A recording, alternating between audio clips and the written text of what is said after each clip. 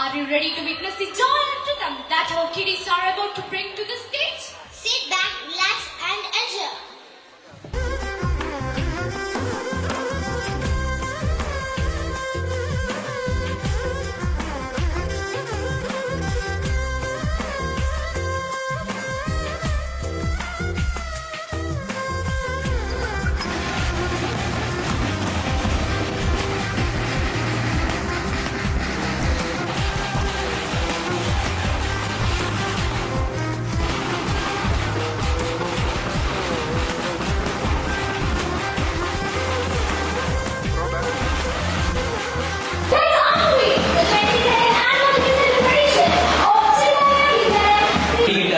അത്ഭുത രഹസ്യമാണ് ചിന്താലയേശു.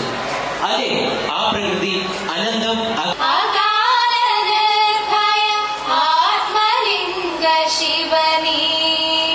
ഓം ചിന്താലേശായ പരമഗുരുവേ നമഃ. ഓം ചിന്താലേശായ പരമഗുരുവേ നമഃ. നമസ്കാരം. ചിന്താലയ വിദ്യാലയത്തിന്റെ 22ാം വാർഷികം നമ്മൾ ആഘോഷിക്കുകയാണ്. ഭഗവാൻ ചിന്താലേശന്റെ സ്വപ്ന പദ്ധതിയാണ് ചിന്താലയ വിദ്യാലയം. കാരണം ഈ ഗ്രാമപ്രദേശത്ത് ഉള്ള മക്കൾക്ക് ഇംഗ്ലീഷ് വിദ്യാഭ്യാസം അനിവാര്യമാണെന്ന് കണ്ട ഭഗവാൻ ചിന്താലേശൻ ഈ പ്രദേശത്ത്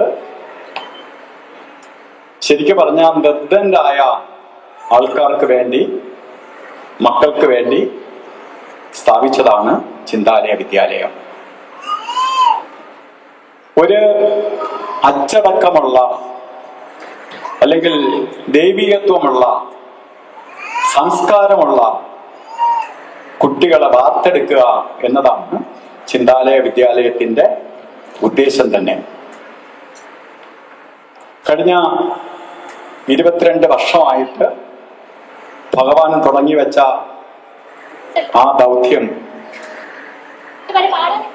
ആശ്രമത്തിന്റെ മറ്റ് ഭാരവാഹികൾ ഓരോരുത്തരും ശിരസാ വഹിച്ചുകൊണ്ട് അത് നടത്തിപ്പോവുകയാണ്.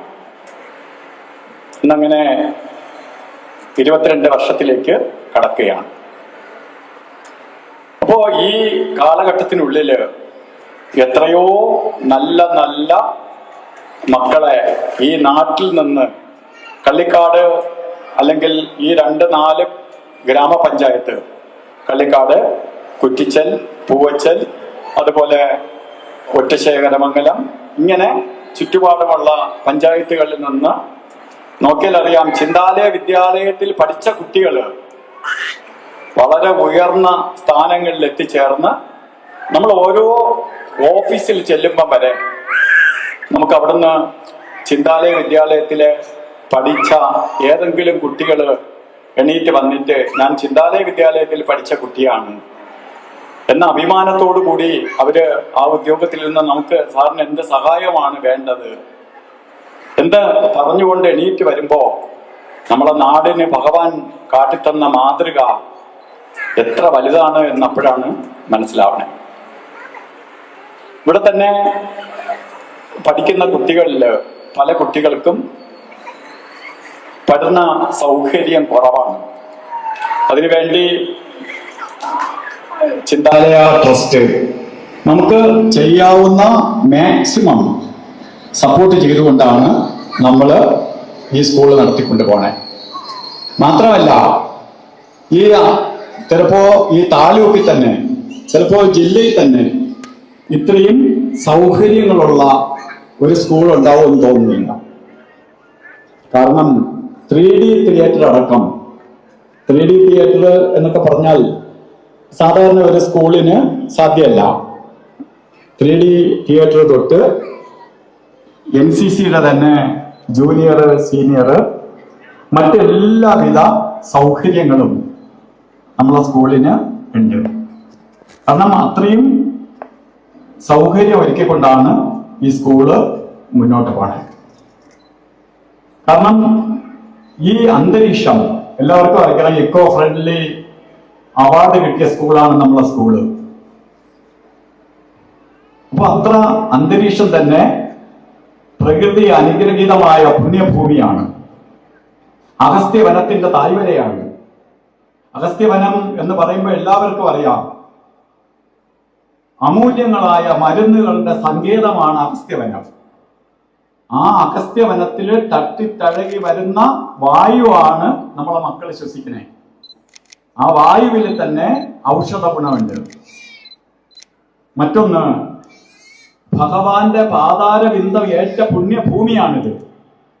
എത്രയോ പ്രാവശ്യം ഭഗവാൻ ഈ പുണ്യഭൂമിയിൽ പാത വെട്ടി ചെലുത്തിയിട്ടുണ്ട്. അപ്പൊ ആ പുണ്യഭൂമിക്ക് അത്രയും പ്രത്യേകതയുണ്ട്. മറ്റൊന്ന്, രാവിലെയും വൈകുന്നേരവും മന്ത്രജപം കേട്ട് ഈ അന്തരീക്ഷം ഭക്തിസാഗരമായ ഒരു അന്തരീക്ഷത്തിലാണ് ഇവിടുത്തെ കുട്ടികൾക്ക് പഠിക്കാൻ സാധിക്കുക. ഇതൊക്കെ മറ്റൊരു സ്കൂളിന് സ്വപ്നം കാണാൻ പറ്റുന്നത് പോലുമല്ല. അപ്പോ ഈ സ്കൂളിനെ കുറിച്ച് പറയുകയാണെങ്കിൽ, ഒന്ന്, നമ്മളുടെ ചീഫ് ഗസ്റ്റായി വന്നിരിക്കുന്ന ആള് എല്ലാവർക്കും അറിയാം, ജയകുമാർ സാറിനെ. കൊച്ചു കുട്ടികൾക്ക് വരെ അറിയാം, ആരും പരിചയപ്പെടുത്തി തരേണ്ടതില്ല. സാറിന് കുറേ പ്രോഗ്രാം ഉണ്ട്, എല്ലാവർക്കും അറിയാം സാറിന്റെ തിരക്ക്. ആ തിരക്കിനിടയിൽ ഇന്ന് നമ്മളെ സ്കൂളില്, ഭഗവാന്റെ സ്കൂളില് സാർ എല്ലാ തിരക്കുകളും മാറ്റിവെച്ച് നമ്മുടെ അടുത്ത് വന്നിരിക്കുകയാണ്. അപ്പൊ അദ്ദേഹത്തിനെ ഞാൻ കുറേ സംസാരിച്ച് മുഷിപ്പിച്ച് വിടുന്നതിനോട് എനിക്ക് യോജിപ്പില്ല. ഇപ്പൊ സാറിനെ സംബന്ധിച്ചിടത്തോളം എല്ലാ പേർക്കും അറിയാം, കേരളത്തില് എന്തൊരു മഹത് ഒരു സംരംഭം സ്റ്റാർട്ട് ചെയ്താലും സാറിനെ മുന്നേ നിർത്തും. അതൊരു യൂണിവേഴ്സിറ്റി, മലയാള യൂണിവേഴ്സിറ്റി തുടങ്ങിയപ്പോഴായാലും ശരി, ഒരു അവസാന വാക്കാണ് ജയകുമാർ സാറ്. ഇപ്പൊ തന്നെ നമുക്ക് എല്ലാവർക്കും അറിയാം, ശബരിമല എന്ന പ്രശ്നം ഇങ്ങനെ ആളിക്കത്ത് നിൽക്കുന്ന ഈ സമയത്താണ് സാറിനെ അവിടെ കൊണ്ടുവന്നതോടുകൂടി എന്തോ പറയാൻ, ഈ കത്തി നിന്ന തീ പോയിട്ട് പുക പോലും ഇല്ല. എല്ലാവരുടെ മനസ്സിലും പെട്ടെന്ന് ഒരു ആകാംക്ഷ ഉണ്ടായി. ഒരു ഭക്തൻ ഇതാ നമ്മളുടെ ദേവസ്വം ബോർഡിലേക്ക് വന്നിരിക്കുകയാണ്. എല്ലാ ഭക്തരുടെ മനസ്സിലും ഒരു കുളിർമയുണ്ടായി. അത് എന്തുകൊണ്ടെന്ന് വെച്ചാൽ, സാറിൽ ഈ കേരളത്തിലെ ജനങ്ങൾ അർപ്പിക്കുന്ന ഒരു ആത്മവിശ്വാസം, ആ ആത്മവിശ്വാസം മനസ്സിലാക്കി. ഇപ്പൊ എത്രയോ പേരുണ്ട്, 4 കോടിയോളം ജനങ്ങളുള്ള കേരളത്തില് ഒരാളിനെ, ഒരൊറ്റ പേര് പറയാൻ ഉള്ള ഒരേ ഒരാളായിരുന്നു ജയകുമാർ സാറ്. ആ സാറാണ് നമുക്ക് ഇന്ന് മുഖ്യ അതിഥിയായി വന്നിരിക്കുന്നത്. അപ്പൊ സാറിനെ ഞാൻ ഈ ഭഗവാന്റെ സ്കൂളിലേക്ക് സ്വാഗതം ചെയ്യുന്നു. നമസ്കാരം.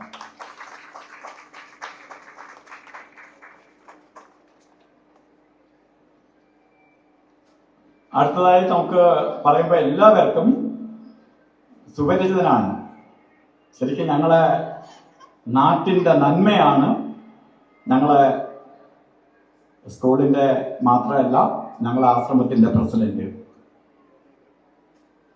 Doctor Harindra sir. സാറിനെ അറിഞ്ഞുകൂടാത്ത ആരുമില്ല.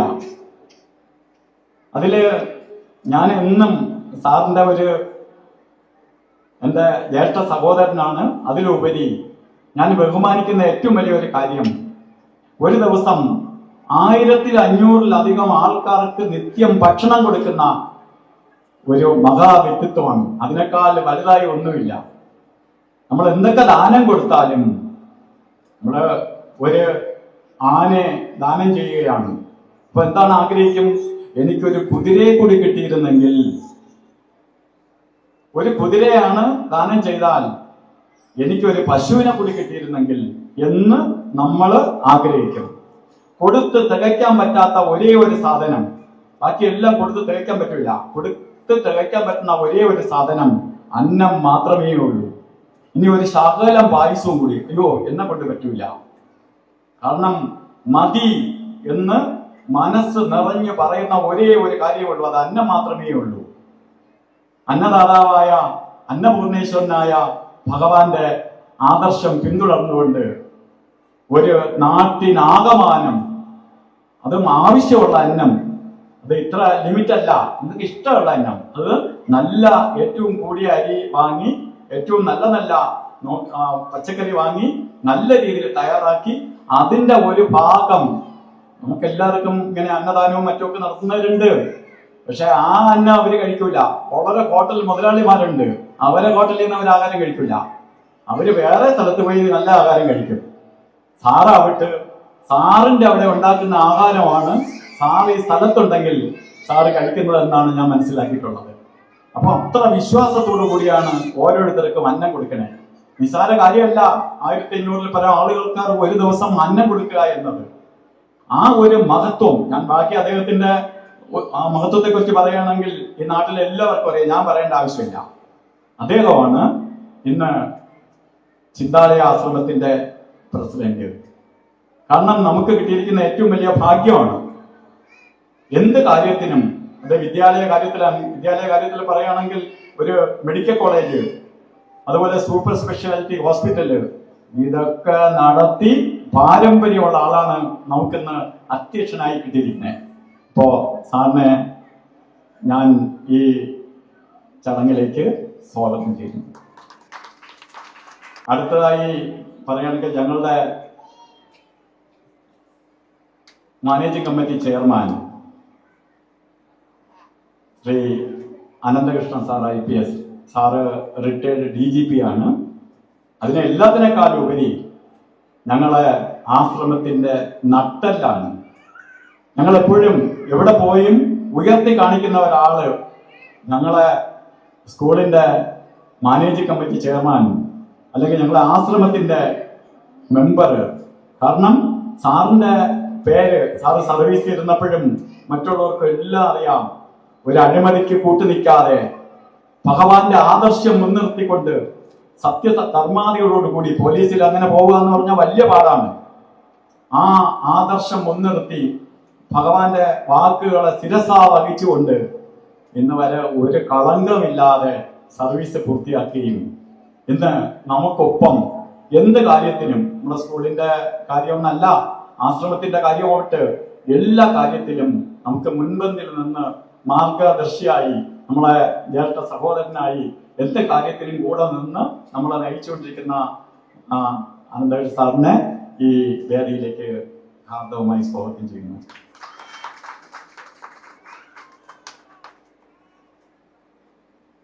നമ്മളെ അടുത്ത് ആയി പറയുന്ന നമ്മളെ സെക്രട്ടറി ആണ് ഷായി സാറ്. ഷായി സാറിനെ എല്ലാവർക്കും അറിയാം. ഇവിടുത്തെ ചെറിയ ഒരു സ്പന്ദനത്തിൽ പോലും, ചെറിയ ഒരു പ്രശ്നത്തിൽ പോലും സാറ് ഇടപെടുന്ന ആളാണ്. അദ്ദേഹം ആശ്രമകാര്യവുമായി ബന്ധപ്പെട്ട് ആശ്രമത്തിന്റെ നമ്മുടെ ഹെഡ് ഓഫീസായ പോത്തങ്കോട് പോയിരിക്കുകയാണ്. അതുകൊണ്ട് സാറ് വൈകിയേ എത്തുള്ളൂ എന്ന് അറിയിച്ചിട്ടുണ്ടായിരുന്നു. സാറിനെയും ഞാൻ ഈ വേദിയിലേക്ക് ഹാർദവമായി സ്വാഗതം ചെയ്യുന്നു. അതുപോലെ തന്നെ ഞങ്ങളുടെ ജോയിന്റ് സെക്രട്ടറി എന്ന് പറഞ്ഞാൽ ഞങ്ങളെ 3 ആശ്രമങ്ങളുടെയും ജോയിന്റ് സെക്രട്ടറിയാണ്. നമ്മളെ സ്കൂളിന്റെ കമ്മിറ്റി, മാനേജിംഗ് കമ്മിറ്റി മെമ്പറാണ്. അതുപോലെ ഡ്രൈവേഴ്സ് യൂണിയന്റെയും അതുപോലെ ട്രാൻസ്പോർട്ടേഷന്റെയും ഒക്കെ ചാർജുള്ള ആളാണ്. എല്ലാ കാര്യങ്ങളിലുണ്ട്. അദ്ദേഹം ഒരു ബാങ്ക് പ്രസിഡന്റ് ആണ്. അദ്ദേഹത്തിന് ഇന്നൊരു അത്യാവശ്യമായിട്ട് ഒരു റിക്കവറി ഉള്ളതിനാൽ അദ്ദേഹം പോയേ തീരുള്ളൂ എന്ന് പറഞ്ഞു. രാവിലെ ഇവിടെ ഉണ്ടായിരുന്നു. അദ്ദേഹം കുറച്ച് വൈകിയേ വരുവുള്ളൂ എന്നും ആവശ്യപ്പെട്ടിട്ടുണ്ട്. അപ്പൊ അദ്ദേഹത്തിനെയും ഈ വേദിയിലേക്ക് സ്വാഗതം ചെയ്യുന്നു. അതുപോലെ തന്നെ നമ്മളുടെ ലീഗൽ അഡ്വൈസറും ഞങ്ങളെ ട്രസ്റ്റ് കമ്മിറ്റി മെമ്പറുമായ അഡ്വക്കേറ്റ് പ്രേമകുമാരൻ നായർ സാറാണ് ഞങ്ങൾക്ക് ലീഗലായിട്ടും അല്ലാതെയും വളരെ നിർദ്ദേശം തന്ന് ഞങ്ങളെ നന്മയിലേക്ക് നയിച്ചുകൊണ്ടിരിക്കുന്ന ആള്.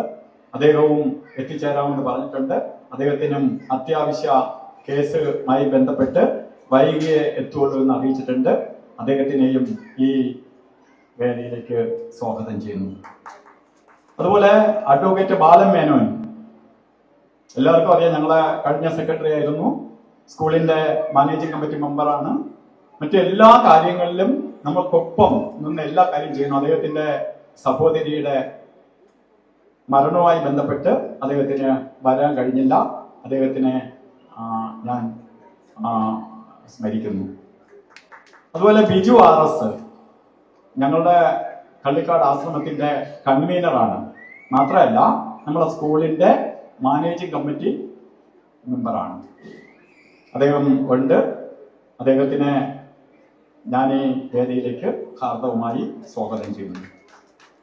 അതുപോലെ ബി ജയകുമാർ നമ്മളെ പോത്തങ്കോട് ആശ്രമത്തിന്റെ കൺവീനറാണ്. അദ്ദേഹം രാവിലെ പെട്ടെന്ന് പനിയും വിറയലും ഒക്കെ വന്ന് ഹോസ്പിറ്റലിലായിരുന്നു. ശകലമെങ്കിലും ആരോഗ്യസ്ഥിതി മെച്ചപ്പെടുമെങ്കിൽ എത്തുമെന്ന് പറഞ്ഞിട്ടുണ്ട്. അദ്ദേഹം എത്തുമെന്ന് പ്രതീക്ഷിക്കുന്നു. അദ്ദേഹത്തെയും ഈ വേദിയിലേക്ക് സ്വാഗതം ചെയ്യുന്നു. അതേപോലെ KV അശോക് കുമാർ, അദ്ദേഹം ഞങ്ങളെ മാനേജിംഗ് കമ്മിറ്റി മെമ്പറാണ്. സ്കൂളിന്റെ കോർഡിനേഷന്റെ കാര്യങ്ങൾ നോക്കി നടത്തുന്ന ആളുമാണ്. അദ്ദേഹം ഞങ്ങളെ സ്കൂളിന്റെ നിരന്തര പ്രവർത്തനങ്ങളിൽ ഒരു ആണിക്കല്ലായി നിൽക്കുന്ന ആളാണ്. അദ്ദേഹം ഇന്നലെ രാത്രി ഇവിടെ ഉണ്ടായിരുന്നു, ഇത്രയും സമയം ഇവിടെ ഉണ്ട്, ഇപ്പോഴും ഉണ്ട്. അദ്ദേഹം നമ്മളെ സദസ്സിലുണ്ട്. ഇപ്പോ അശോക് കുമാർ സാറിനെ ഞാൻ ഈ വേദിയിലേക്ക് ഹാർദവുമായി സ്വാഗതം ചെയ്യുന്നു. അതുപോലെ ഭുവനേന്ദ്രൻ നായർ, അദ്ദേഹം ഞങ്ങളെ മാനേജിംഗ് കമ്മിറ്റി മെമ്പറാണ്. അദ്ദേഹം എന്ത് കാര്യം നമ്മളെ സ്കൂളിന്റെ എന്ന് പറഞ്ഞാൽ വളരെ ബുദ്ധിമുട്ടാണ്. ഇപ്പൊ പ്രിൻസിപ്പളെ ശരിക്ക് ഞാൻ ആദരിക്കുന്നത് തന്നെ തെറ്റാണ്. കാരണം ഞാൻ പോലും അത്ര കണ്ട് ആക്റ്റീവ് അല്ലെന്ന് വേണമെങ്കിൽ പറയാം. ഇപ്പോ പ്രിൻസിപ്പളെ ഈ വേദിയിലേക്ക് ഹാർദവുമായി സ്വാഗതം ചെയ്യുന്നു. അതുപോലെ നമ്മളെ മാനേജിംഗ് കമ്മിറ്റിയുടെ മെമ്പർ ബിജുകുമാർ എത്തിച്ചേർന്നിട്ടുണ്ട്. ബിജുകുമാർ എന്ന് പറയുമ്പോൾ ഞങ്ങളെ എന്ത് കാര്യത്തിനും ഒരു ഭഗവാന്റെ ഭക്തൻ എന്നതിലുപരി സ്കൂളിന്റെ എന്ത് കാര്യത്തിന് ഏത് സമയത്തും എന്നെ വിളിച്ചോളൂ, ഞാൻ വരും എന്ന് പറഞ്ഞ് നമ്മളെ കൂടെ എന്ത് കാര്യത്തിൽ നിൽക്കുന്ന ആളാണ് ബിജുകുമാർ. ബിജുകുമാറിനെയും എല്ലാവരെയും പേരെടുത്ത് പറയുന്നില്ല, എല്ലാവരെയും ഈ വേദിയിൽ ഈ ഫംഗ്ഷന് വന്നു ചേർന്ന എല്ലാവരെയും സ്നേഹ പുരസ്സരം സ്വാഗതം ചെയ്യുന്നു. അതുപോലെ നമ്മളുടെ ടീച്ചേഴ്സ്, എന്ത് കാര്യത്തിനും നമുക്കൊപ്പം ഒരു ഫംഗ്ഷൻ എന്ന് പറഞ്ഞാൽ ഞങ്ങളുടെ സ്കൂളിന്റെ ഫംഗ്ഷനല്ല, ഞങ്ങളുടെ വീട്ടിലെ ഫംഗ്ഷനാണ് എന്ന നിലയിൽ ഓരോ കാര്യങ്ങളിലും ആത്മാർത്ഥമായി നിൽക്കുന്ന ടീച്ചേഴ്സും നോൺ ടീച്ചിങ് സ്റ്റാഫുകളും എല്ലാവരും ഉണ്ട്. എല്ലാവരെയും ഞാൻ ഈ വേദിയിലേക്ക് സ്വാഗതം ചെയ്യുന്നു. എൻ്റെ കർത്തവ്യത്തിൽ നിന്ന് ഞാൻ വിരമിക്കുന്നു. നന്ദി, നമസ്കാരം. ചെയ്തു വീണ്ടും ഒന്നുകൂടെ വെൽക്കം ചെയ്യാം.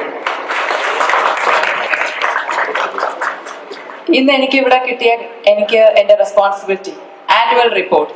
ഞങ്ങൾ ഈ ഒരു വർഷം 2025-26 ജൂൺ തൊട്ട് ഈ കഴിഞ്ഞ ദിവസം വരെ എന്തൊക്കെ ആക്ടിവിറ്റീസ് ഈ സ്കൂളിൽ ചെയ്തു, അത് ഒരു ചെറിയ സ്ലൈഡ് ഫോമിൽ നിങ്ങളുടെ മുന്നിൽ പ്രസന്റ് ചെയ്യാം. Over to the video call, please. And it gives us an immense pride to present the annual report of Chindale Vidyalayam for the academic year 2025-26.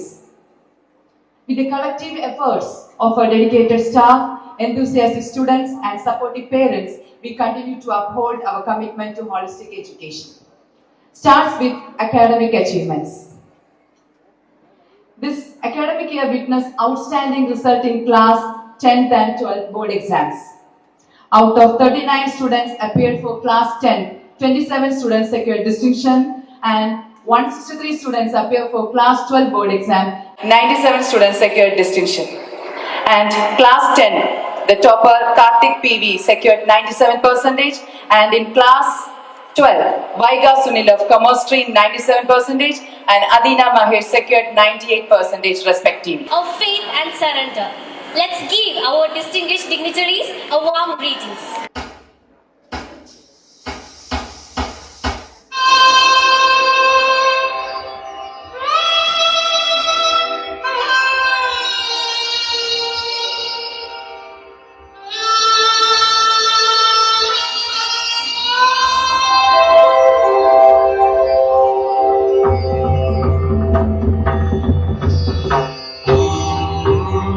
स्वागतं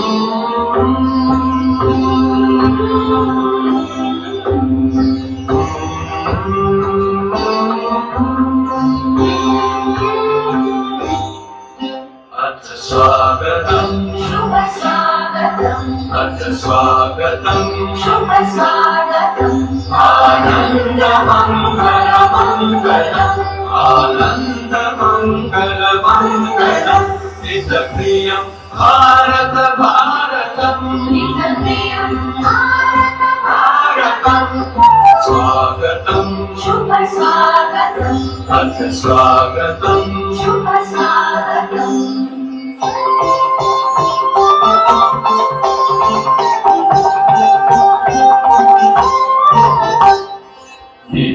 नित्यनिरन्तरता नवता मानवता समता महता सारथि साथ मनोरथ का जो अनिवार्य नहीं कमता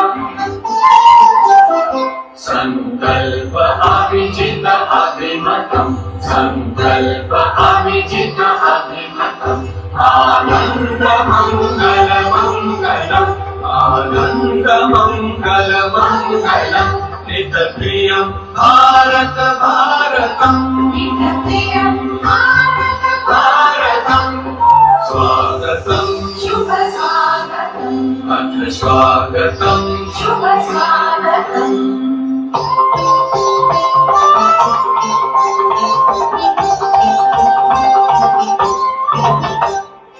कुसुमित नई कामनाएं सुरभित नई साधनाएं कुसुमित नई कामनाएं सुरभित नई साधनाएं मैत्री मति क्रीड़ागण में प्रमुदित बंधु भावनाएं मैत्री मति क्रीड़ागण में प्रमुदित बंधु भावनाएं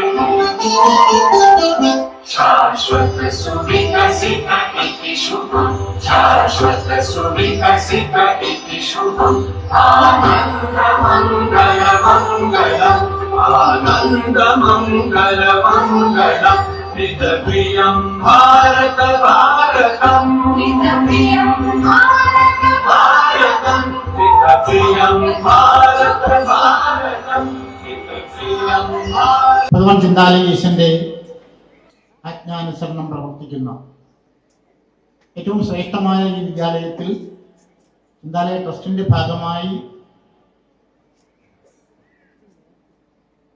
എത്താൻ കഴിഞ്ഞത് വളരെ സന്തോഷമുണ്ട്. ഈ വിദ്യാലയ സമിതിയിൽ അംഗമെന്നുള്ള രീതിയിലും ഈ വിദ്യാലയത്തിന്റെ പ്രവർത്തനങ്ങൾ അടുത്തറിയുന്ന ഒരാൾ എന്നുള്ള രീതിയിലും ഇവിടെ ഇരിക്കുന്ന രക്ഷിതാക്കളോട് എനിക്ക് പറയാനുള്ളത്, നിങ്ങൾ ഭാഗ്യവാന്മാരാണ്. എന്നാൽ നിങ്ങളെ വിദ്യാർത്ഥികൾ ഏറ്റവും നല്ലൊരു ഭാഗത്ത് പഠിക്കുന്നു. കരുതലോടുകൂടി, അച്ചടക്കത്തോടുകൂടി, ചിട്ടയോടുകൂടി, എന്നാൽ കർക്കശത്തോടുകൂടി, വളരെ ശ്രദ്ധയോടുകൂടിയാണ് ഇവിടെ വിദ്യാലയത്തിൽ ഓരോ ദിവസവും കടന്നു പോകുന്നത്. ഇപ്പൊ നമ്മൾ കണ്ട ഡാൻസ് ഉൾപ്പെടെ നമ്മുടെ ഇവിടെ സാംസ്കാരിക പ്രവർത്തനങ്ങളൊക്കെ ഏറ്റവും മനോഹരമായ രീതിയിൽ പ്രവർത്തിക്കുന്ന ഒരു വിദ്യാലയ സമിതി ഇവിടെ ഉണ്ട്. ഇവിടുത്തെ പ്രിൻസിപ്പാളിനെ സംബന്ധിച്ചിടത്തോളം ഏറ്റവും ശ്രേഷ്ഠമായി ഈ സ്കൂൾ തന്നെ ശരണം എന്നുള്ള രീതിയിൽ പ്രവർത്തിക്കുന്ന ടീച്ചറിന്റെ പ്രവർത്തനങ്ങൾ ശ്ലാഘനീയമാണ്. 22 വർഷമായി ഈ സ്കൂൾ ഇവിടെ പ്രവർത്തിക്കുന്നതിലൂടെ സമൂഹത്തിന്റെ മുഖ്യധാരയിലേക്ക് ഒട്ടനവധി കുരുന്ന് പ്രതിഭകളെ സംഭാവന ചെയ്യാൻ ഞങ്ങൾക്ക് കഴിഞ്ഞിട്ടുണ്ട് എന്നുള്ളത് വളരെ സന്തോഷകരമായ ചാരിതാർത്ഥ്യമായ ഒരു കാര്യമായിട്ട് നമുക്ക് കണക്കാക്കാം.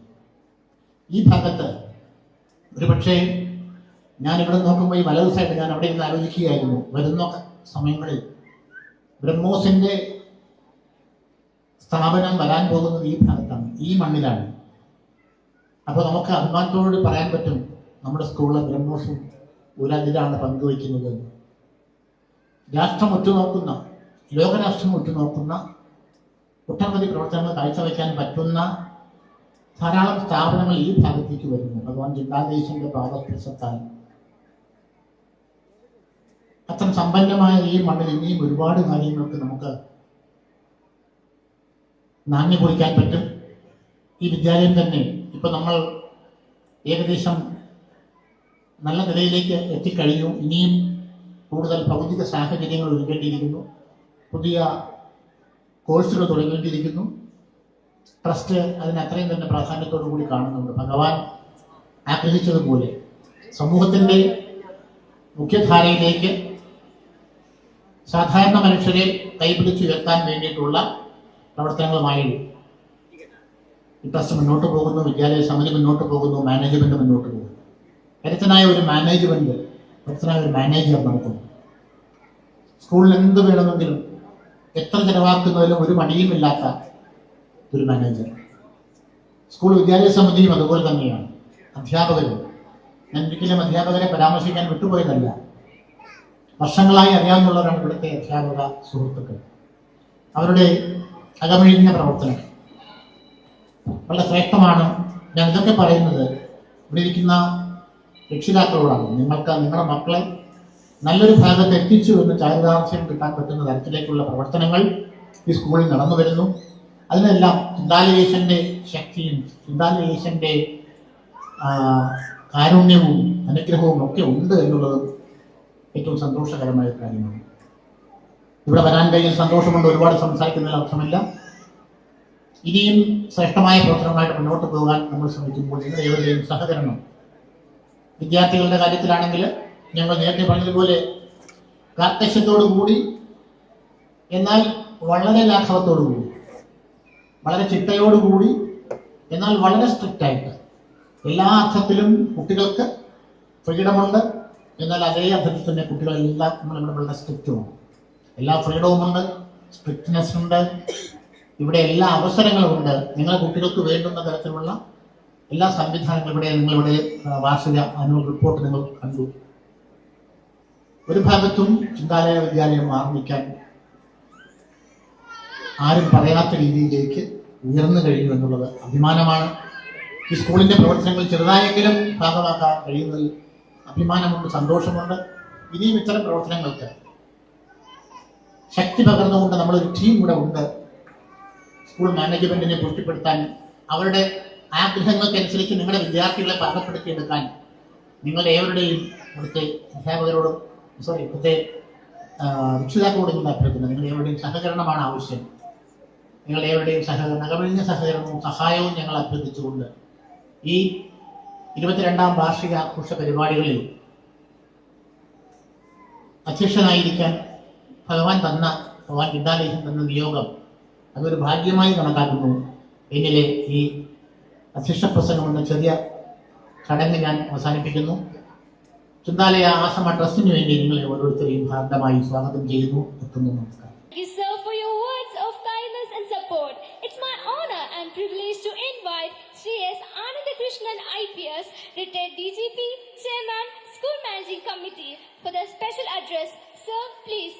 നമുക്കെല്ലാവർക്കും അറിയാം, ഒരു മഹാഗുരുവിൻ്റെ ഒരു ആശയത്തിൽ നിന്നുണ്ടായ ഒരു വിദ്യാലയമാണിത്.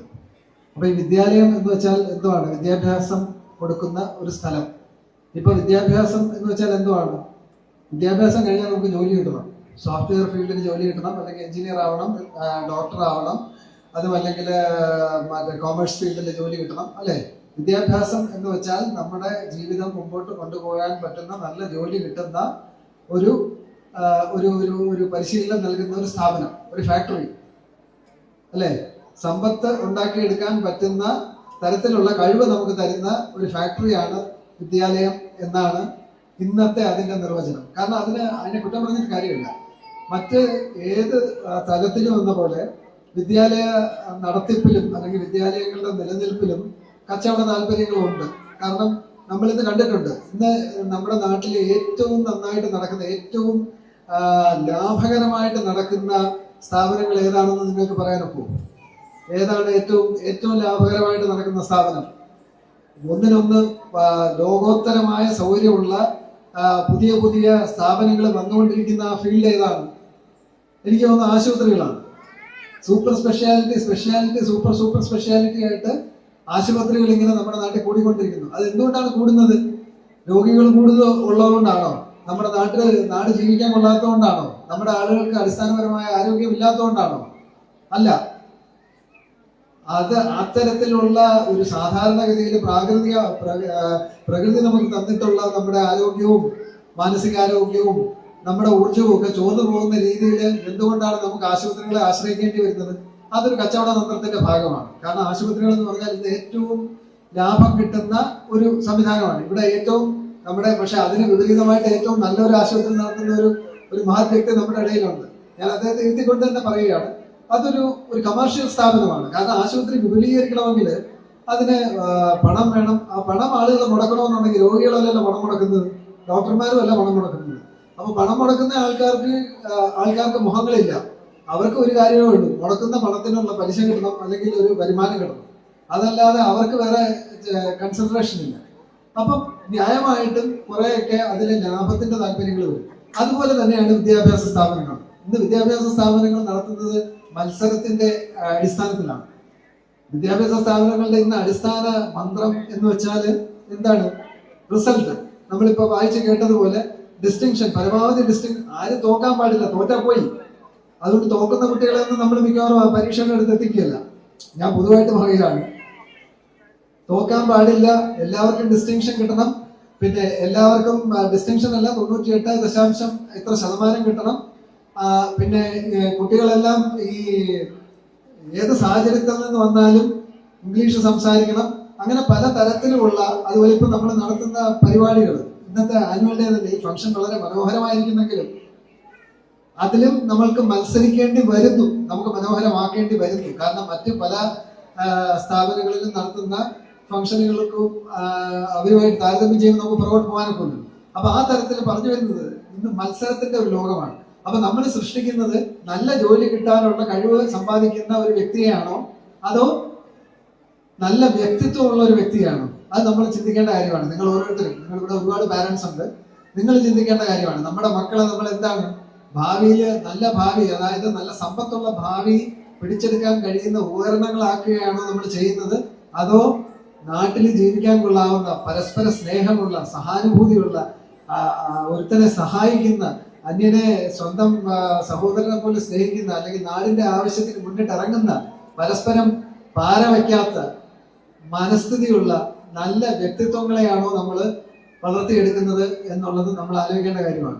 ചിന്താലയ വിദ്യാലയം അത്തരത്തില്, അതായത് വിദ്യാഭ്യാസം അതിന്റെ സിലബസും സാങ്കേതികതകളും ഒക്കെ ആവശ്യത്തിനനുസരിച്ച് മുന്നോട്ട് കൊണ്ടുപോകുമ്പോൾ തന്നെ അതിനുപരിയായിട്ട് ഒരു വ്യക്തിത്വം ആ കുട്ടികൾക്ക് ഉണ്ടാക്കി കൊടുക്കാൻ ശ്രമിക്കുന്നുണ്ട്. അതാണ് നേരത്തെ പറഞ്ഞതുപോലെ നമ്മളിപ്പോ ഏത് വിശ്വാസത്തിലായിരുന്നാലും ധ്യാനവും പൂജയും മന്ത്രവും ഒക്കെ ഉള്ളത് തന്നെയാണ്. അതൊക്കെ സാർവജനീനമാണ്, സാർവലൗകികമാണ്.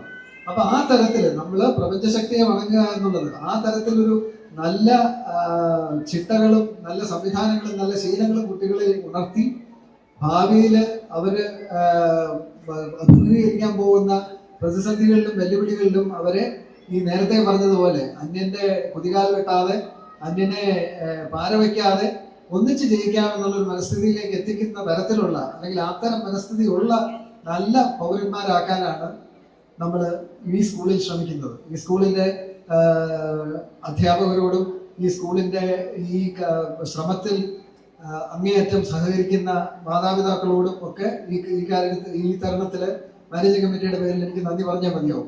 എന്തായാലും ഇന്നൊരു മനോഹരമായ ഒരു ചടങ്ങാണ് ഇവിടെ നടക്കുന്നത്. ഒരു മഹത് സ്ഥാപനത്തിന്റെ 22ാം വാർഷികം. ഇന്ന് അതിന്റെ മുഖ്യ അതിഥിയായിട്ട് നമുക്ക് തികച്ചും വിശിഷ്ടമായ ഒരു വ്യക്തിത്വത്വമാണ് കിട്ടിയിരിക്കുന്നത്. കവിയാണ്, വാഗ്മിയാണ്, ഗാനരചയിതാവാണ്, വളരെ കഴിവുറ്റ ഒരു ഭരണകർത്താവാണ്. അദ്ദേഹത്തിനെ കുറിച്ച് പറഞ്ഞാൽ ഒരുപാട് പറയേണ്ടി വരും. അപ്പൊ അദ്ദേഹത്തിന്റെ വാക്കുകൾ ശ്രമിക്കാനായിട്ടാണ് നമ്മൾ കാത്തിരിക്കുന്നത്. അദ്ദേഹത്തിന്റെ വാക്കുകൾ കേൾക്കാനായിട്ട് നമുക്ക് അദ്ദേഹത്തെ സ്വാഗതം ചെയ്യാം. അതുപോലെ ഈ അവസരത്തിൽ നിങ്ങൾക്ക് എല്ലാവർക്കും ഈശ്വരന്റെ, ചിന്താലയസിന്റെ അനുഗ്രഹം ഉണ്ടാകട്ടെ. നമ്മുടെ കുട്ടികൾക്കെല്ലാം ഭാവിയിൽ ഏറ്റവും നല്ല ഭാവി ഉണ്ടാകട്ടെ എന്ന് പ്രാർത്ഥിച്ചുകൊണ്ട് നിർത്തുന്നു. നമസ്കാരം. ദീർഘമായി പ്രസംഗിച്ച് നിങ്ങളെ ബോറടിപ്പിക്കുമെന്നൊരു ഭീഷണി നിങ്ങൾക്ക് വേണ്ട. എനിക്ക് തന്നെ തിരുവനന്തപുരത്ത് എത്തണം എന്നുള്ളത് കൊണ്ട് കുറച്ച് മാത്രമേ ഉപദ്രവിക്കുന്നുള്ളൂ. ഈ സ്കൂളില് ഇതിനു മുമ്പ് വരാനും നിങ്ങളെ കാണാനും എനിക്ക് സാധിച്ചിട്ടുണ്ട്. അത് കുറച്ച് വർഷത്തിന് മുമ്പാണ്. അന്ന് എനിക്ക് തോന്നുന്നത് സ്വാമി ജീവിച്ചിരിക്കുന്ന സമയത്താണ്. സ്വാമിജിയെ കാണാനും ഗുരുദേവനെ കാണാനും, ഇവിടെ മൂത്തങ്കോട് പോയി അദ്ദേഹത്തെ കാണാനും അദ്ദേഹത്തിന്റെ അനുഗ്രഹം സ്വീകരിക്കാനും എല്ലാം എനിക്ക് സാധിച്ചിട്ടുണ്ട്. അദ്ദേഹത്തിന്റെ പേരിൽ പാവനമായിട്ടുള്ള ആ നാമധേയത്തിൽ നടത്തപ്പെടുന്ന ഒരു വിദ്യാലയത്തിൽ വരാൻ സാധിച്ചത് എന്നെ പോലെ ഒരാളുടെ ഒരു വലിയ മഹത്വമായി അല്ലെങ്കിൽ ഒരു അംഗീകാരമായി ഞാൻ കാണുന്നു. എന്നാൽ ഇവിടെ പഠിക്കുന്ന വിദ്യാർത്ഥികൾക്കും പഠിപ്പിക്കുന്ന അധ്യാപകർക്കും ഈ സ്കൂളിന്റെ ഭാഗമാകാൻ കഴിഞ്ഞത് വളരെ വലിയൊരു അനുഗ്രഹമായി നിങ്ങൾ കരുതണം എന്ന് ഞാൻ ആമുഖമായി പറയാൻ ആഗ്രഹിക്കുകയാണ്. നമ്മുടെ സംസ്ഥാനത്ത്, നമ്മുടെ ജില്ലയിലൊക്കെ ഒരുപാട് സ്കൂളുകളുണ്ട്. ഇതിനേക്കാൾ ആഡംബരമുള്ള സ്കൂളുകൾ ഒരുപക്ഷെ ഉണ്ടായില്ല. എന്നാല് സ്വാമിയുടെ പേരിലുള്ള ഈ സ്കൂളിൽ കുറെ കാലം ചെലവഴിക്കാൻ സാധിക്കുന്നത് വഴി ഇവിടുത്തെ വിദ്യാർത്ഥികൾക്ക് കൈവരുന്ന നേട്ടം അതൊരു പക്ഷെ നമുക്ക് വാക്കുകൾ കൊണ്ട് നിർവചിക്കാൻ സാധ്യമല്ല.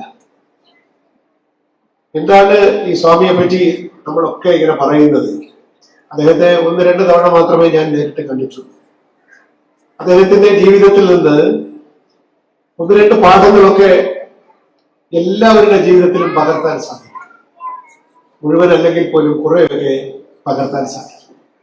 അപ്പൊ അദ്ദേഹത്തിന്റെ ആ ഒരു പാവനമായിട്ടുള്ള സാന്നിധ്യം ഉള്ള ഒരു വിദ്യാലയത്തിൽ പഠിക്കുമ്പോൾ അദ്ദേഹത്തിന്റെ മഹിത ജീവിതത്തിൽ നിന്ന് പ്രായോഗികമായി നമ്മുടെ ജീവിതത്തിൽ ഉൾക്കൊള്ളാൻ 2 കാര്യങ്ങൾ നമുക്ക് നമ്മുടെ ഇപ്പോഴത്തെ സാധാരണ ഭാഷയിൽ പറഞ്ഞാൽ ടേക്ക് അവേ എന്ന് പറയാവുന്നത് പോലെ നമ്മുടെ ജീവിതത്തിലേക്ക് വലിയ ബുദ്ധിമുട്ടില്ലാതെ പകർത്താൻ നമുക്ക് സാധിക്കും. അതാണ് ഞാൻ പറഞ്ഞത്. ആ 2 മൂല്യങ്ങൾ നമ്മുടെ ജീവിതത്തിൽ ഉണ്ടാകുമെങ്കിൽ ഇവിടെ പഠിച്ചതിന്റെ സുഹൃതം ഈ വിദ്യാർത്ഥികൾക്ക് ആയുഷ്കാലം മുഴുവൻ ഉണ്ടാവുമെന്നുള്ള കാര്യത്തിൽ സംശയമില്ല. ഒന്ന്, പരമമായിട്ടുള്ള ലാളിത്യം.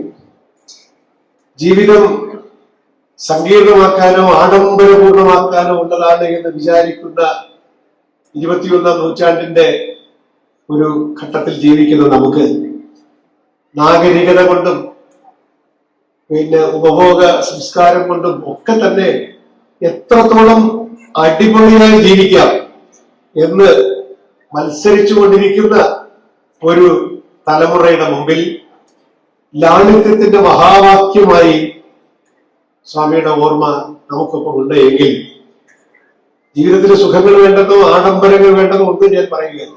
ആവശ്യമുള്ള ആഡംബരങ്ങളൊക്കെ ആയിക്കോളും, സുഖങ്ങളും ആയിക്കോളും. പക്ഷേ ഒന്നിന്റെയും അടിമയാകാതെ ഈ ജീവിത സുഖങ്ങളോട് നമുക്ക് ഇടപെടാൻ സാധിക്കുമെങ്കിൽ, മനസ്സിലൊരു ലാളിത്യം കാത്തു സൂക്ഷിച്ചുകൊണ്ട് ജീവിതത്തിന്റെ എല്ലാ സുഖങ്ങളും ആസ്വദിക്കുമെങ്കിൽ ആ ലാളിത്യമാണ് ഏറ്റവും പ്രധാനം. അല്ലാതെ നിങ്ങൾ സർവസംഘ പരിത്യാഗികളായി ജീവിക്കണമെന്നും ഒറ്റ കൊണ്ടുകൊടുത്തുമാണ് ജീവിക്കേണ്ടതെന്നും ഒക്കെ പറഞ്ഞാല് ഈ കുഞ്ഞുങ്ങള് എനിക്ക് തലയ്ക്ക് വെളിവില്ലെന്നുള്ള ഉടനെ അവർ തീരുമാനിക്കും.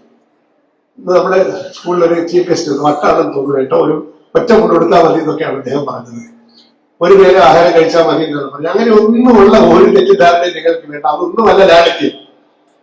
ഒരു നേരം മാത്രം ഭക്ഷണം കഴിക്കുകയും ഒറ്റ കൊണ്ട് മാത്രം എടുക്കുകയും ഒക്കെ ചെയ്തിട്ട് ജീവിതത്തിൽ ദുരയും കൊള്ളയും മാത്രം നടത്തുന്ന എത്രയോ മഹാന്മാരെ നമുക്കറിയാം. അതല്ല ഈ ബാഹ്യമായ ലാളിത്യമല്ല, ബാഹ്യമായ ലാളിത്യമേ അല്ല. ആന്തരികമായി ജീവിതത്തിന്റെ സകല സുഖഭോഗങ്ങളോടും ഒരു അകൽച്ചയോടുകൂടി ആവശ്യമുള്ള ആഡംബരം മതി. അതിനപ്പുറത്തേക്ക് ഈ ആഡംബരത്തിന് വേണ്ടി എന്റെ ജീവിതം സംവിധാനം ചെയ്യുക എന്ന ഒരു ദുരമൂത്ത ഒരു കാലത്തിലേക്ക് നിങ്ങൾ കൂപ്പുകുത്താതിരിക്കണമെങ്കിൽ അതിനുള്ള ഏറ്റവും വലിയ സേഫ്റ്റി നെറ്റ് എന്ന് പറയുന്നത് സ്വാമിയുടെ ജീവിതം തന്നെയാണ്. ഏറ്റവും നിസ്വനായി ജീവിതാവസാനം വരെ പരമലാളിത്യത്തിൽ ജീവിച്ച അങ്ങേറ്റം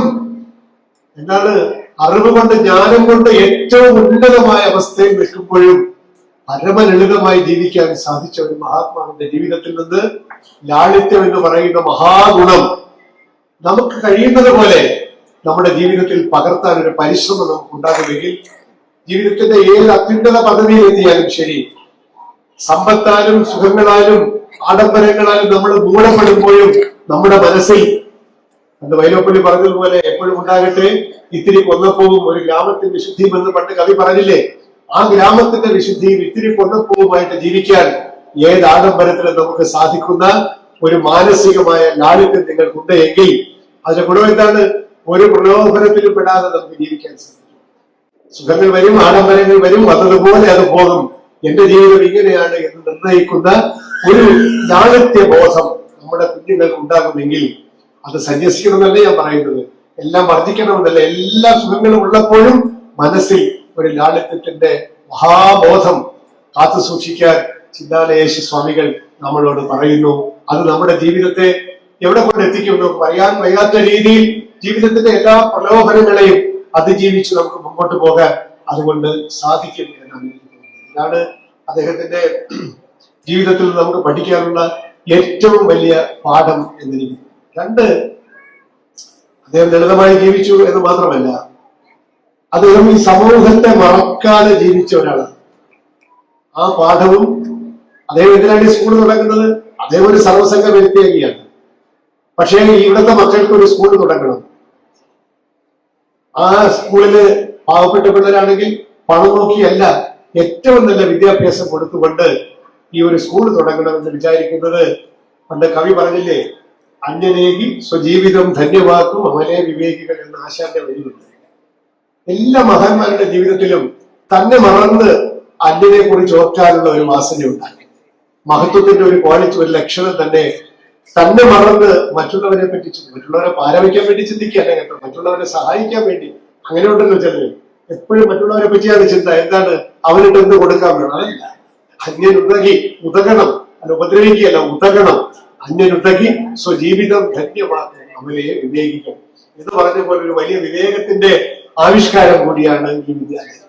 നമ്മളിവിടെ പഠിച്ചിട്ട് ജീവിതത്തിന്റെ ഏതെങ്കിലുമൊക്കെ ഉയർന്ന സ്ഥലങ്ങളിലൊക്കെ എത്തി നല്ല നല്ല ഉദ്യോഗങ്ങളിലൊക്കെ ഇരിക്കുമ്പോൾ ഇതെല്ലാം എനിക്ക് വേണ്ടിയിട്ടാണ് ഞാൻ ഇവിടെ ഇരിക്കുന്നത് എന്ന ചിന്ത എപ്പോഴുണ്ടാകുമോ അപ്പൊ നമ്മുടെ സമൂഹത്തിന്റെ ബാധ്യതയായിരിക്കും. ഞാനൊരു വലിയ ഡോക്ടറായി, നല്ല പ്രാക്ടീസാണ്, എന്റെ മരുന്നൊക്കെ ഫലിക്കുന്നുണ്ട്, ഞാൻ ഇതൊക്കെ ചെയ്യുന്നത് എനിക്ക് പണം ഉണ്ടാക്കാനാണ് എന്ന് വിചാരിച്ചാല് ആ നിമിഷം നമ്മുടെ വൈദ്യം ഫലിക്കുകയില്ല.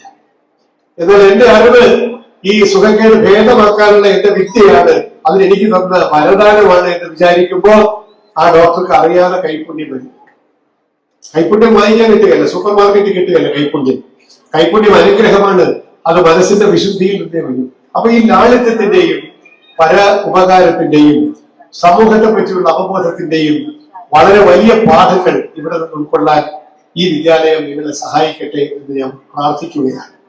നമ്മുടെ ഈ ഒരു സ്കൂൾ വിദ്യാഭ്യാസമാണ് ഏറ്റവും ബുദ്ധിമുട്ടുള്ള ഒരു കാര്യമാണ്. കാരണം എന്തെന്നറിയാമോ, നിങ്ങള് ജീവിതത്തിൽ എവിടെയെങ്കിലുമൊക്കെ എത്തിപ്പെടുമ്പോ ഇനിയും ഒരു 8-10 വർഷം എടുക്കും.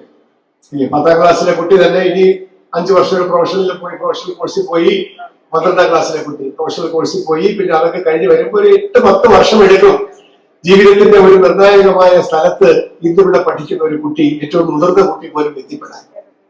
ഈ 10 വർഷം കഴിയുമ്പോ നമ്മുടെ ലോകം എങ്ങനെ ഇരിക്കുമെന്നോ, ഈ ലോകത്തിന്റെ ധാർമ്മിക വ്യവസ്ഥ എന്തായിരിക്കുമെന്നോ, ഇപ്പോഴുള്ള മൂല്യബോധം പോലും നഷ്ടപ്പെടുമെന്നോ, മത്സരം എന്തായിരിക്കുമെന്നോ നമുക്ക് അറിഞ്ഞുകൂടാ. ഈ എന്താണ് നിർമ്മിത ബുദ്ധിയും അതുപോലെ തന്നെ ഒരു പുതിയ സാങ്കേതിക വിദ്യയും എല്ലാം കൂടെ ചേർത്തിട്ട് പരസ്പരം മത്സരിച്ച് അങ്ങോട്ടും ഇങ്ങോട്ടും ഒന്നെടുക്കുന്ന ഒരു സമൂഹമായി നമ്മൾ മാറുമോ നമുക്ക് അറിഞ്ഞുകൂടാ. ഭസ്മാസുരൻ എന്ന് പറയുന്ന കഥാപാത്രത്തെ പറ്റി, അസുരനെ പറ്റി നമ്മൾ പുരാണത്തിൽ വായിക്കുന്നുണ്ടല്ലോ. വരം കിട്ടി, ആരുടെ തലയിൽ കൈവച്ചാൽ അയാൾ മരിക്കുന്നതാണ്. നല്ല വരമാണ് കേട്ടോ, ബെസ്റ്റ് വരമാണ്. അപ്പൊ എന്നാൽ ഈ വരം തന്നെ ആളുടെ തലയിൽ തന്നെ വെച്ചു കളയാം എന്ന് തോന്നിയ ഭസ്മാസുരന്റെ കഥ നമുക്കറിയാം. അതുപോലെ ആയി തീരുമ്പോ ഈ ടെക്നോളജിയുടെ വരം കിട്ടിയ മനുഷ്യൻ പരസ്പരം നശിപ്പിക്കാൻ വേണ്ടി ഈ വരം ഉപയോഗിക്കുമോ? ഏത് സാങ്കേതിക വിദ്യക്കും അങ്ങനെ നല്ലതിനും ചീത്തയ്ക്കും ഉപയോഗിക്കാൻ പറ്റുന്ന ഒരു സംഗതിയാണല്ലോ ഈ അറിവ് എന്നുള്ളത്. ആ അറിവിനെ എങ്ങനെ ഉപയോഗിക്കുന്നത് നമ്മൾ ഓരോരുത്തരും തീരുമാനിക്കുന്നത് എങ്ങനെ? നമ്മുടെ ജീവിതത്തിന്റെ, നമ്മളെ നയിക്കുന്ന, നമ്മുടെ ഓരോ പ്രവൃത്തിയിലും നമ്മളെ നിയന്ത്രിക്കുന്ന ഒരു മൂല്യ വ്യവസ്ഥതയാണ് ഒരു വ്യക്തിയെ മറ്റൊരു വ്യക്തിയിൽ നിന്ന് വ്യത്യസ്തം. അതുകൊണ്ടാണ് ഒരേ കോളേജിൽ പഠിച്ച്, ഒരേ മെഡിക്കൽ കോളേജിൽ പഠിച്ച് ഇറങ്ങുന്ന 2 ഡോക്ടർമാരില് ഒരുത്തൻ കൈക്കൂലിക്കാരനും മറ്റവൻ ആതുര സേവകനുമായി തീരുന്നത് എന്തുകൊണ്ടാണ്? പഠിച്ച വിദ്യാലയത്തിന്റെ കുഴപ്പമല്ല കേട്ടോ, ഈ 2 മൂല്യബോധങ്ങളുടെ വ്യത്യാസമാണ്. ഒരാൾ പഠിച്ചിറങ്ങിയത് എനിക്ക് പണം ഉണ്ടാക്കാനാണെന്ന് വിചാരിക്കുന്നു, മറ്റൊരാൾ വിചാരിക്കുന്നു അല്ല, എന്റെ ജോലി മറ്റുള്ളവർക്ക് ആശ്വാസം കൊടുക്കുകയാണ്. എവിടെയാണ് വ്യത്യാസം? എങ്ങനെയാണ് ഈ വ്യത്യാസം വരുന്നത്? അതാണ് ഈ മൂല്യബോധം എന്ന് പറയുന്നത്. ഞാൻ ആരാണ്? എന്തിനാണ് ഞാൻ ഇതൊക്കെ പഠിക്കുന്നത്, അറിവ് നേടുന്നത് എന്നുള്ളതിന് എന്നെ കൊണ്ടുള്ള പ്രയോജനം ഒരു വൃക്ഷം എങ്ങനെയാണോ മറ്റുള്ളവർക്ക് പ്രയോജനപ്പെടുന്നത് അതുപോലെ മറ്റുള്ളവർക്ക് തണൽ കൊടുക്കാനും കരി കൊടുക്കാനും ഫലം കൊടുക്കാനുമുള്ള ഒരു വൃക്ഷമായി ഞാൻ മാറട്ടെ എന്ന് വിചാരിക്കുന്നതാണ് നമ്മുടെ മൂല്യബോധത്തിന്റെ ഏറ്റവും വലിയ ലക്ഷ്യം. വൃക്ഷം സ്വന്തമായിട്ട് ഒന്നും ചെയ്യുന്നില്ല, എന്നാൽ വൃക്ഷത്തിന് എല്ലാ കാര്യവും പ്രകൃതി ചെയ്തു കൊടുക്കുന്നുണ്ട് കേട്ടോ. വൃക്ഷം വൃക്ഷത്തിനെ മറക്കുമ്പോൾ പ്രകൃതി വൃക്ഷത്തെ മറക്കുന്നില്ല. വൃക്ഷത്തിന് വേണ്ട, ഒരു മരത്തിന് വേണ്ട വെയില്, ഒരു മരത്തിന് വേണ്ട കാറ്റ്, ഒരു മരത്തിന് വേണ്ട വളം, വെളിച്ചം എല്ലാം പ്രകൃതി കൊടുത്തുകൊണ്ടേയിരിക്കും. വൃക്ഷം ചെയ്യേണ്ടത് എന്താണ്? സ്വയം നന്നാവുക, ശാഖോപശാഖകൾ വിതർത്തുക, അതിന്റെ തണലിൽ വരുന്നവർക്ക്, താഴെ വരുന്നവർക്ക് തണൽ കൊടുക്കുക, ഒരു മാങ്കരി അല്ലെങ്കിൽ ഒരു കരി ഉണ്ടെങ്കിൽ അത് കൊടുക്കുക. ഇങ്ങനെ ആയിരിക്കട്ടെ നമ്മുടെ ജീവിതം. നമ്മളെന്ന് പറയുന്ന വൃക്ഷത്തിന്റെ കീഴിൽ വരുന്നവർക്ക് തണൽ കൊടുക്കണം, അവരാഗ്രഹിക്കുന്ന ഒരു കരി കൊടുക്കാൻ നമുക്ക് സാധിക്കണം, അവർക്ക് എന്താണ് കാറ്റ് വീശി കൊടുക്കാൻ നമുക്ക് സാധിക്കണം. അങ്ങനെ മറ്റുള്ളവരെ ആശ്രയിച്ചു അല്ലെങ്കിൽ അവർക്ക് വേണ്ടി നമ്മുടെ ജീവിതത്തിന്റെ ഏതൊരവസ്ഥയെയും മാറ്റിമറിക്കുന്ന ഒരു മനോഭാവത്തോടു കൂടി ജീവിക്കുമെങ്കിൽ ഈ വിദ്യാലയത്തിൽ പഠിച്ച നിങ്ങൾക്ക് നിങ്ങളുടെ ജീവിതം സമ്പന്നമാകുമെന്ന് മാത്രമല്ല, നിങ്ങളെ കൊണ്ട് ഈ സ്കൂളിന് അഭിമാനവും ഈ സമൂഹത്തിന് പ്രയോജനവും ഉണ്ടാകുന്ന ഒരു നല്ല നാളേക്ക് വേണ്ടി ഇവിടുത്തെ വിദ്യാർത്ഥികളെ രൂപപ്പെടുത്താൻ ഇവിടുത്തെ അധ്യാപകർക്കും മാനേജ്മെന്റിനും സാധിക്കട്ടെ. ഇത് അത്ഭുതകരമായ ഒരു കാര്യം ഞാൻ പറയുകയല്ല. ലാളിത്യത്തോടു കൂടി ജീവിക്കുക, മറ്റുള്ളവരെ മറക്കാതെ ജീവിക്കുക, അതിന് നമ്മളെ സഹായിക്കുന്ന ഒരു മൂല്യബോധം നമുക്ക് എപ്പോഴും ഉണ്ടാവണം എന്ന് പ്രാർത്ഥിക്കുക. ആ പ്രാർത്ഥനയുടെ കാതൽ എന്ന് പറയുന്നത് വിനയമാണ്. അഹങ്കാരം വരാതിരിക്കുക. അഹങ്കാരിയുടെ പ്രാർത്ഥന ദൈവം കേൾക്കുകയില്ല, കാരണം ഫലിക്കുകയില്ല. ദൈവം വിചാരിച്ചപ്പോൾ അവന്റെ പ്രാർത്ഥന ഫലിക്കില്ല, കാരണം അവന് അഹങ്കാരം എന്ന് പറയുന്ന കോട്ട കെട്ടിയിട്ടാണ് അവൻ അകത്തിരിക്കുന്നത്. ദൈവത്തിന്റെ ദൃഷ്ടി പോലും അവന്റെ അടുത്തേക്ക് എത്തുകയില്ല, കാരണം ഈ അഹങ്കാരത്തിന്റെ കോട്ടയ്ക്ക്. അപ്പോ പ്രാർത്ഥന ഫലിക്കണമെങ്കിൽ അഹങ്കാരം ആദ്യം ഉപേക്ഷിക്കണം. അഹങ്കാരമില്ലാതെ ലളിതമായി വിനയത്തോടുകൂടി ഈ പ്രപഞ്ചത്തിന്റെ മഹാശക്തിയുടെ മുമ്പിൽ എന്നെ പണ്ട് ഫ്രാൻസിസ് അസീസിയുടെ പ്രാർത്ഥനയുണ്ടല്ലോ, O Lord make me the instrument of thy peace, അങ്ങയുടെ സമാധാനത്തിന്റെ ഉപകരണമാക്കി എന്നെ മാറ്റിയാലും എന്ന് പറയുന്ന അസീസിയിലെ ഫ്രാൻസിസിന്റെ പ്രാർത്ഥന പോലെ ഈ അങ്ങയുടെ മക്കളെ സേവിക്കാനുള്ള ഒരു ഉപകരണമാക്കി എന്നെ മാറ്റിയാലും എന്ന് പറയുന്ന പരമവിനീതമായ പ്രാർത്ഥനയുണ്ട് എങ്കിൽ ബാക്കിയെല്ലാം ഈ പ്രകൃതിയുടെ പ്രപഞ്ച ശക്തി നമ്മളെ നയിച്ചുകൊള്ളും എന്നാണ് ഈ ചിന്താലയേശൻ നമ്മളോട് പറയുന്നത്.